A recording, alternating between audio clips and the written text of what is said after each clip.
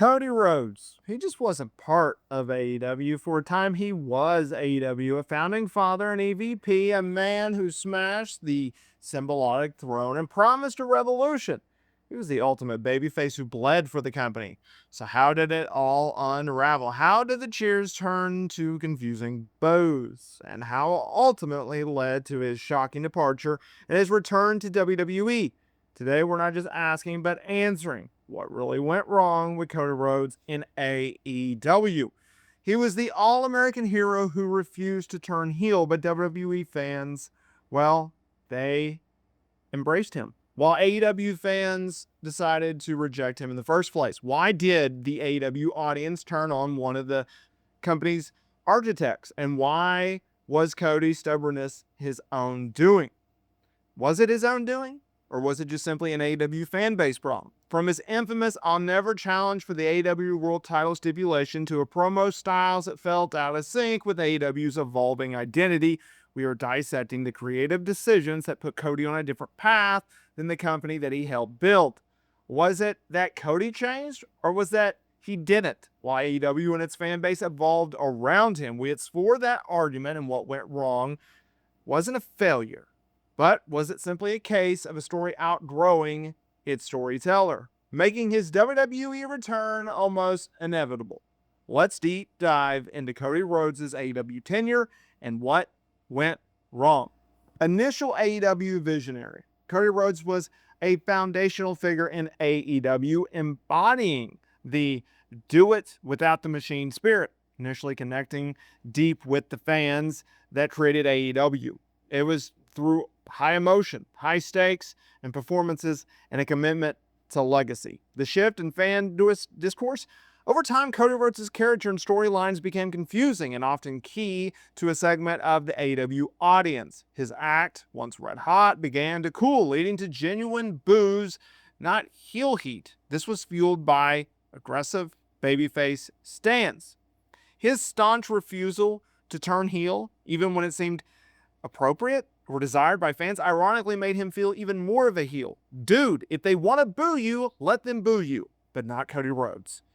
There's also the misaligned promos and storylines. His promos shifted into themes like America, aka the Anthony Ogogo feud. And yes, I also don't know what happened to Anthony Ogogo.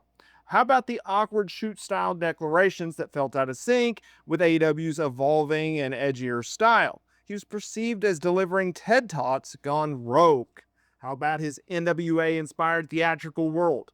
While AEW became a slick, fast-paced hybrid style and really just product in general, Cody Rhodes remained in more traditional, dusty presentation that fans who had also evolved were no longer interested in buying. I think one of the biggest issues with Cody Rhodes' AEW tenure was the no world title challenge stipulation. Cody Rhodes declared early on in his AEW run that he would never challenge for the AEW World Heavyweight title to avoid perceptions of nepotism and the fact that he was in charge and he was booking himself in his own territory. Now, this was bad television because it took him out of the conversation for the top prize in AEW, making everything else he did feel much smaller and like he wasn't chasing the ultimate goal. His TNT title run was temporary, and it was a temporary fix, but it didn't solve the core issue of him being outside of the main event title picture. We all know that you get into pro wrestling to become a world champion. If you don't, we automatically question you. And when you do so in Cody Rhodes' situation, as a babyface, and you fail to do so despite being screwed over by MJF, well, fans are going to get upset about it. AEW fans want to see the best wrestle to the point where they created a tagline around it. And that leads into our next situation. Refusal to adapt. Despite clear audience feedbacks, I'm talking about booing in the arenas and social media chatter, Cody Rhodes stuck to the plan, refusing to turn heel or significantly alter his presentation. This is like a dad insisting that the camp trip will be even funner once the tent is on fire. That's never going to work. His relationship with the AEW fan base, well, it became a central part of the storyline, even though it wasn't supposed to be. Fans are either supposed to cheer you or boo you, and that is it. And in Cody Rhodes' case, they became part of the story because at a time in which you were supposed to be cheered, he was being booed, and he opted never to go heel. Let's talk about creative isolation. Cody Rhodes was described as hardworking in multiple roles behind the scenes, but creatively operating in his own bubble. Still an underdog in his own mind, despite being a co-founder, while the rest of the AEW founders were thriving, and the rest of the top-tier stars, I'm talking about Bryan Danielson and Jon Moxley, well, they moved into a more layered direction, outgrowing each other. The core argument here, I think, should be is that AEW outgrew what Cody Rhodes represented. He became a suit, the sentimentalist, in the company in which evolved past that initial phase. Yes, Cody Rhodes took on the challenge laid out by Dave Meltzer to book the original All In at a 10,000 seat capacity venue. But once AEW became a big time and they got a big money deal, well, he no longer fit in AEW. That led to his WWE return and quote unquote fitting better.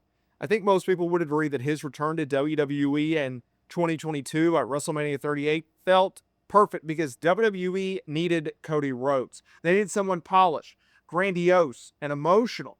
The aspects of that did not click in AEW. I'm talking about big entrances, long promos, and his over-the-top promo style as well. It didn't work. But it does work in WWE, which is a more presentation/storyline focused environment and product.